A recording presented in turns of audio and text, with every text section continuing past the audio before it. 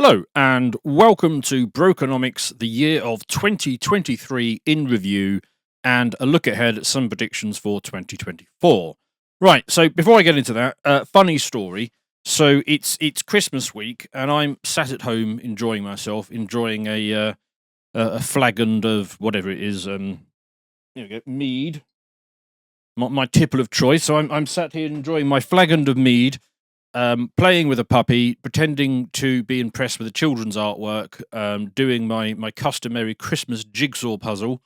Happy as Larry when my editor rings me up and says, "Dan, in a couple of days your Boxing Day episode is due to go out. Where is it?" To which I replied, "What? I'm having the week off." And I was curtly told that no, we're not going to let a little thing like the birth of Christ derail our streaming schedule. You've got an audience, so jump to. So fair enough. Here I am at home in the home setup. So I've spent the last 2 hours desperately trying to get everything working.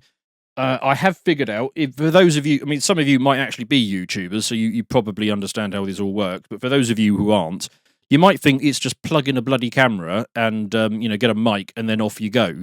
It's the amount of buggering around you need to do with getting mic levels right and your lighting right and all the rest of it and all the setup and the bloody recording software. Anyway, that's the whole reason I joined Low Diseases in the first place rather than trying to wing it solo, because I don't know how to do any of this stuff. I have learned a couple of things over the past year with Lotus Eaters, so hopefully this is not too low quality. Bear with me, is because, this is basically as good as you're going to get today. So,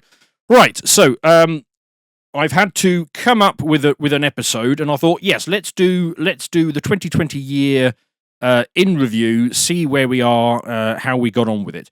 And I was sat there thinking, while I was fiddling around trying to get this setup correct, what is the main theme of 2023? And I've decided that it was the year of fallout. It was the year where, that old saying, you reap what you sow.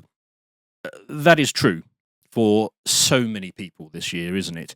So, I mean, take your pick. The general public at large, God, they enjoyed the lockdowns. That was fun, especially the laptop class. All good. I get to stay home and, watch Netflix for a couple of years. Isn't that fantastic? Well, the fallout from that is that you now have jaw-clenching levels of inflation.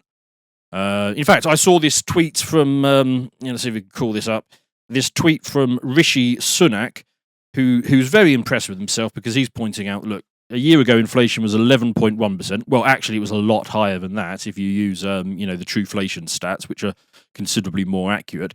And he's saying, look, here it is down to 3.9. This is good news for everyone in the country. It's not good news. First of all, the figures were higher than that. They were certainly higher than that the year before. And even at 3.9%, that means that inflation is still going up. And the comparisons of the 12-year period, because you've got to remember it's a rate of change metric, it's not an absolute number. So that 3.9% is on top of the 11%, which wasn't actually 11%, it was higher, plus the 20% that came before it. So, put it this way. Look, let's say something costs £1, and you get inflation of 50%, to keep the maths easy. So it's now £1.50. The next year, the inflation rate can fall to 33%. And basically that means it goes up by another 50p because it's 33% of the £1.50, not of the original pound. So inflation can fall, but the absolute rate increases, which matters to a lot of you because, of course, your pay has not gone up. Well, unless you're in the public sector, you might have had a pay increase there. But if you're in the private sector, you probably haven't had a pay increase. So, the public is suffering the fallout of that. Governments are suffering the fallout of having pushed the fear narrative over all of those years while we were locked down, and people are realizing the people who supported the lockdowns, they're not kind of at the point where they can just come out and admit it and say, yes, ye skeptical friends, you were right about all of it. But I think they know, and you can see it. Governments across the Western world. Whoever was the incumbent during that period is suffering from it. We've got the Tories heading towards a massive election wipeout. There isn't really the support there for the Labour Party, but they're just going to win massively by default. So, governments are suffering the fallout from that. Who else has suffered fallout? Germany. Germany is a good example. So they went along with with the Ukraine support, the US proxy war on Russia, to such a degree that Biden was actually emboldened to take out the Nord Stream pipeline. Now, Germany is an industrial economy. It's a €5 trillion economy, all built on 50 billion euros worth of cheap Russian energy, and that's been knocked out from beneath them. They spent the previous winter. They spent €500 billion on buying hydrocarbons, coal and natural gas, and all the rest of it. With that, they could have bought themselves an entire suite of nuclear generators and basically had next to nothing cost of energy for the next 20 or 30 years. But they didn't do that because, of course, they're loopy green, so they're suffering from the fallout of electing a Green Party and getting so far in the US's pocket that they couldn't even protest against something as simple as their energy pipeline being knocked out from beneath them, undermining their entire industrial system. Many people, tragically, this is something I can't talk about on YouTube, but you'll have to figure out what I'm talking about.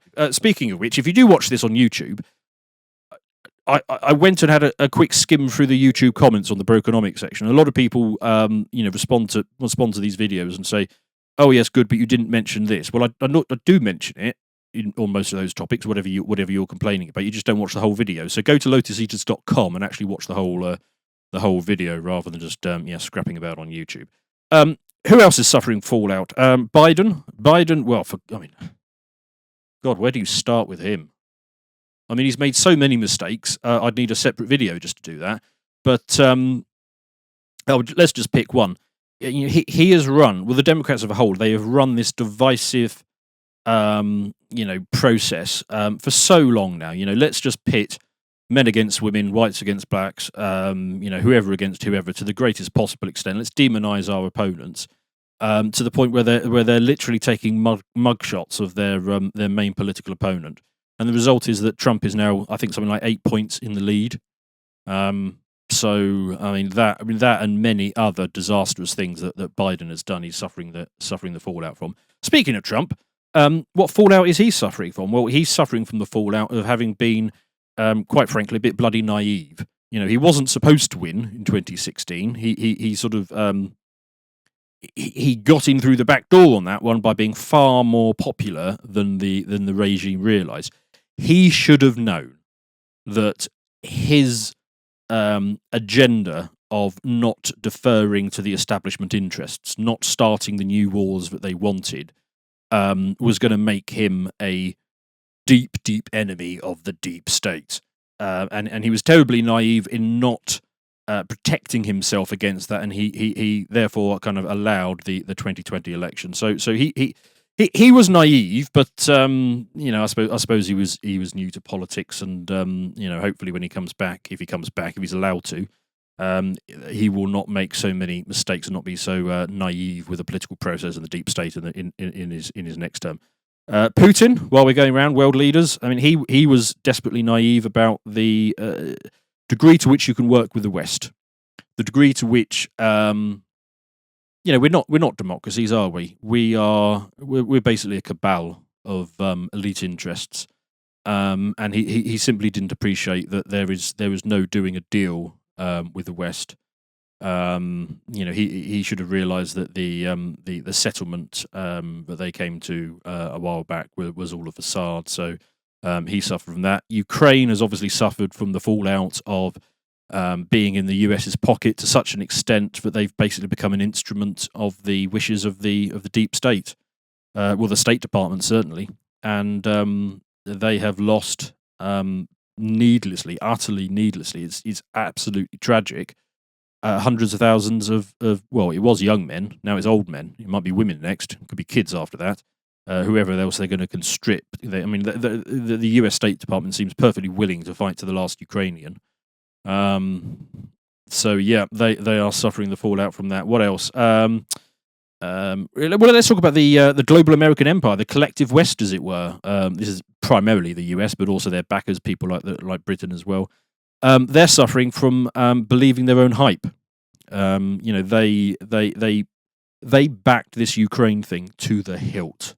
They put all their credibility on it. If you were listening to mainstream media reports from this time a year ago, the Russian army was collapsing, and it was only a matter of time until the Ukraine army marched into Moscow. Again, their credibility has been utterly shredded on that one, because, of course, it is rather foolish to think that this could have gone any other way. And I've been saying that for over a year now. And even some of my Lotus Eaters viewers, took to the comments to tell me how completely wrong I was. I mean, it's all over, but the settlements at this point, isn't it? So, and I understand why the narrative is. In fact, let's come back to that. Let's come back to why the narrative is so completely wrong. Who else? Western governments for a very long time now have prioritised short-term thinking. All they have ever wanted to do is, what's going to be the path of least resistance to get me through the next 3 months? And the problems have just stacked up one on top of the other. We talk about some of them, some of the obvious ones in terms of government spending and debt levels, their loss of credibility on the world stage, how they're losing global power. But we have a class of Western leaders who are just completely unsuited to the task. So let's come back to that one as well. Who else? Gaza, suffering the fallout of that 2006 election, where they thought, let's give Hamas a try. That one isn't working out desperately well. I mean, I appreciate they didn't have great options. The other was Fatah, who are deeply corrupt. But yeah, no, by going for Hamas, they have locked themselves into a cycle of violence that seems almost unbreakable at this point. Israel, of course, are suffering from the fallout of not having a proper settlement to the Gaza question. I don't know what that settlement would have been, but somebody probably should have been thinking about it, and they're now in this situation. Woke corporations, they've been suffering the fallout. The best example of that is obviously, who are they? Whatever the company behind Bud Light. What a spectacular L that was. Let's also come back. That could be another topic. Let's also come back to, have we reached peak woke? Are we on the other side of this? Bud Light is a great example. We're still seeing woke films coming up, but to be fair, they've got a couple of years lead time between commission and appearing on our screen, so we don't know. So anyway, lots of people have been taking the L this year in 2023. And in every case, it's fallout from, you could have made a better decision, but you didn't. You took the easy road every time. That lack of forward thinking, which just completely categorizes everything the West does today. It's, let's not consider where this might take us. Let's just bumble through, and then it'll be somebody else's problem in the future. So yes, that's not particularly good. Right. So, however, what I will say on a positive note is, on the whole, unless you're Ukrainian, I think 2023 has been a pretty good year. Now, I'm going to have to caveat that by saying it's all relative. I'm not suggesting that 2023 was a good year compared to, even the worst year in the 90s, or maybe even the 2000s or the 80s, and probably better than most of them in the 70s, to be fair. But the reason why 2023 was a fairly good year is because the elites were so distracted by the scale and the accumulation of their errors. They have been suffering so much fallout from previous blunders, but they just haven't had the mental bandwidth to dick us around much this year. 3 years before that, of course, and the COVID and the lockdown was a great example of how they messed to us with a massive extent. But even before that, they were always pulling some shit, weren't they? They were always fiddling about with something that interfered with the way they worked. If you're here in Britain, it was bloody plastic straws had to go, or you had to sort your waste. There's a lot of environmental crap that they were messing us around with. And they just haven't done an awful lot of it this year because they've been too busy on something else. So yes, overall, I would say if you are a young adult, 2023 might be the best year that you can remember, because we are up against a recent selection of years which are so awful that it actually made 2023 look good. So cheers to that. Right. Big topics. Big topics to talk about from 2023 and I'm sure 2024, especially for a channel like this.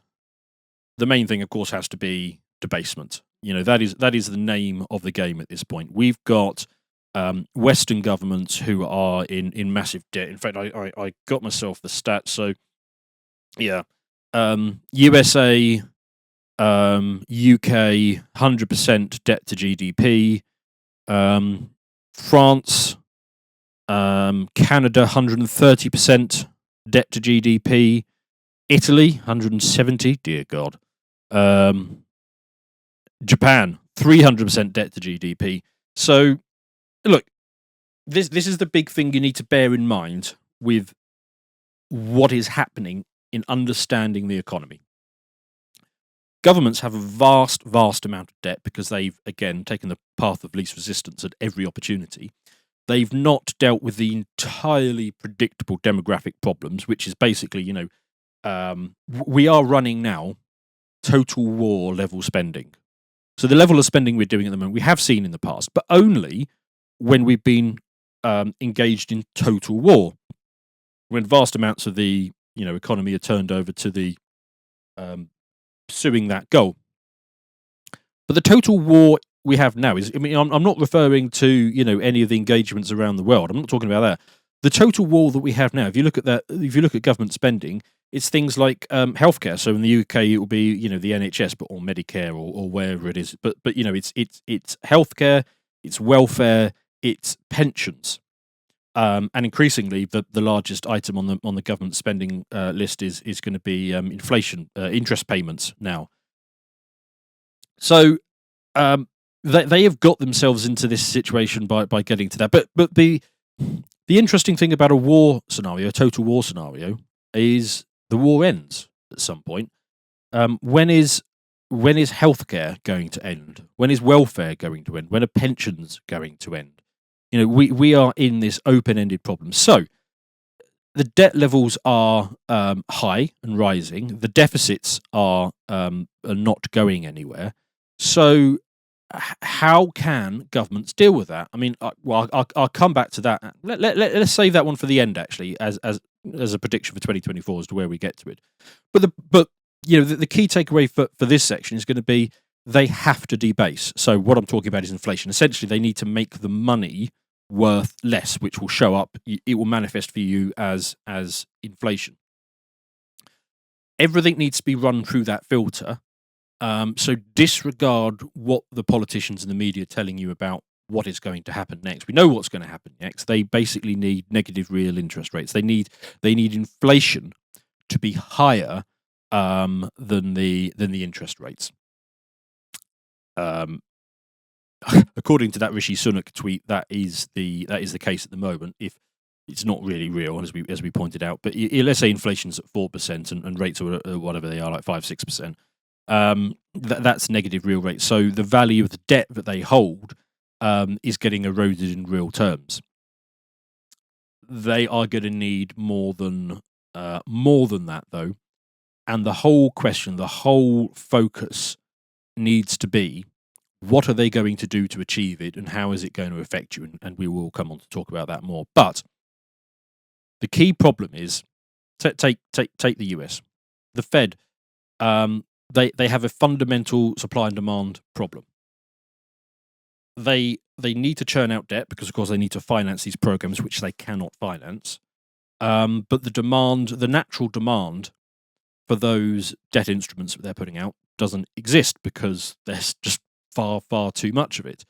So there is a risk, and I guarantee they think about this a lot. There is a risk that the Fed loses control of the Treasury market. What does that mean? That means that effectively the buyers of the debt are the ones who get to really determine the price that they pay for that debt. So basically, I'm saying that foreigners get to control the rate, the level at which the US government can service its debt. That is huge because, put it like this. Let's say the Chinese are the ones who get to decide the rate that the US can borrow at. very simply, they can make it unaffordable for the US. And at that point, the US has literally no choice but to start drastically cutting spending. What are some of the biggest items of spending? Well, the military, for example. So if we were to ever get to that situation, foreign powers could completely undermine the US military without firing a shot. Those aircraft carriers burn, a fair bit of fuel, one way or another. Well, maybe they're nuclear powered, but soldiers' salaries needs to be paid. Raytheon directors need a new yacht. All the rest of it, that could be undermined. You have to appreciate that there is literally nothing the US will not do to make sure that they do not lose control of the treasury market, but they stay on top of this. That means that you could end up being a massive bag carrier when it comes to this. What am I talking about? So probably most of what you think of as your wealth, you probably you don't have custody of. So if you've got stocks, you're not actually really the direct owner of those stocks. That's done through intermediaries. The money in your bank, that isn't your money. You are a creditor of the bank. Legally speaking, it's their money. If we get to the point where the system needs a bail-in, because bailouts aren't going to work, they can't just deal with the problem through the creation of additional money for whatever reason. If they need to, the collateral that will refloat the system is everything that you consider to be your wealth. And how likely is that? I don't know if it's necessarily likely at this point, but it is most definitely a possibility. It is one of the potential futures that we might face. So what I'm telling you is, because this debt problem does not have a clear solution, and it is getting larger. So as I told you, debt to GDP ratios in most of these countries are 100% or above. Let's say it's 100%. It's very simple to understand at that point which one is growing faster. Is the GDP growing faster, or is the debt growing faster? Well, very simple. The debt is growing faster, because productivity increase is low, has been for a while. 1.5%, and the debt is growing. Whatever the mixed rate on the bag of debt is. I mean, the new debt being washed through at the moment is about, like I say, 5-6%. So we are in the early-ish stages of a debt spiral collapse. Things can move fast on this. I mean, this really should have come to a head in 2008, and it didn't, because they were able to play with the system to the extent that they bought themselves a bit more time. But this could come to a head at any time. Unexpectedly, there could be a crisis, and before you know it, the bail-ins are in place. I'd note that around the Western world, they have passed whatever legislation they need to do to affect those bail-ins. By the way, here in the UK, the Bank of England published a paper not so long ago, basically explaining how they would do those bail-ins, which is to say, basically, they seize everything that you think is your wealth. This has been readied up. In fact, I have been thinking of doing a Brokenomics episode on a footage that came out of a meeting of international bankers. For whatever reason, they filmed it and put it on the web, where basically they just sit around and casually talk about how they would do it, how they would steal everything from you in order to reflate the system. There's even one great point in the video where they say, "Oh, we do it on a Friday afternoon because then people won't be able to get their money back before we take it off them," and then they all laugh. This is not some deep dark conspiracy that's happening in the background. It is the banality of bureaucratic evil that is just rolling along, and they're doing it through press releases and sharing their work. They're just rattling through, getting ready for this. Should they ever need it, and actually they might. So what's the takeaway from this? The takeaway from this is that you need to have a proportion of your wealth which is outside of the system. Not an awful lot of options in order to do that. Your house isn't really outside the system because you can guarantee once they've exhausted everything else, they know where your house is. They can come for that. The small handful of things you can have outside the system is cash, but as we know, cash is being debased along with the money itself is being debased. So of course, cash is being debased as well. But it's worth having a certain amount of liquidity just in case the banking system ever splutters to a halt one day. What you can truly have outside the system are things like gold and Bitcoin, which is why I keep referring to those. The gold needs to be physical gold that you can take into your possession or put in a safety deposit box or bury in the garden or whatever you want to do with it. And Bitcoin needs to be off exchange on a wallet that you own. You don't need to own a lot of that, but even if you had, if we ever got to the point where what I'm describing happens, those things will 100x. So you can have 1% of your wealth in it, and it gives you just that insurance against it. So I would encourage you to consider a little bit of insurance, unless we get to that point. We're in the situation now where it's perfectly clear that unless there is a productivity miracle, Western sovereign debt is going to default. It's simply a question of when. How long can they keep the system ticking over? And potentially they can do it for quite a while, until something fundamentally seizes up. And as we've seen multiple times, that can change very quickly. I often think I need to return more, actually, to the original premise of Brokenomics. So Brokenomics episode 1, I explain that I think a lot of people miss a lot of what's going on in the world. The reason they miss a lot of what's going on in the world is because, how is information conveyed?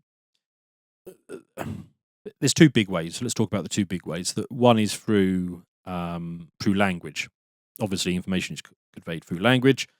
Governments, media are highly effective at manipulating the flow of the narrative. Big tech is very effective at censoring what you can talk about. I mean, there's already been a topic that I broached on this episode, which I didn't actually talk about because I can't talk about it on the big tech censorship platforms. The first half hour of this goes out on the censorship platforms. So, what is the other big mechanism for conveying information? Well, it's money. Huge amounts of information is transmitted by the flow of money. The problem is that most people don't speak that language. They don't see it. They are oblivious to it. And this is the one thing I think I need to remind myself of, is that often when I'm looking at topics, making predictions and analysing situations of whatever they are, I'm looking at both sides of it. I'm looking at what is said, and I'm also looking about how the money is flowing around.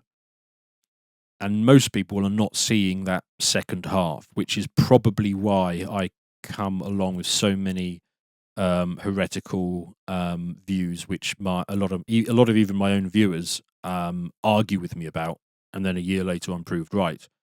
I think a task for myself in 2024, I need to get better at conveying what I'm seeing and how from the other half of that ledger, of that money moving around. So yes, note to Dan, do that. So people often misread events, especially big global events, and also a lack of historical perspective as well. Some of these things change. I mean, a great example of that is going to be on geopolitics. Something like let's return to the slight tangent to the Ukraine war, but the Great Game. Let's talk about that. The Great Game is something that goes back to before the 18th century. Really, the Great Game is the mission to keep Germany and Russia apart, preferably at loggerheads if you can. And that goes back to mostly the British, but other European powers as well, understanding that if Germany and Russia ever got too close, they ever got too pally, they would be able to dominate the largest landmass, the Eurasian continent, Europe and Asia. and therefore every effort must be made and has been made for centuries to ensure that that does not and cannot happen. To watch the full video, please become a premium member at lotuseaters.com.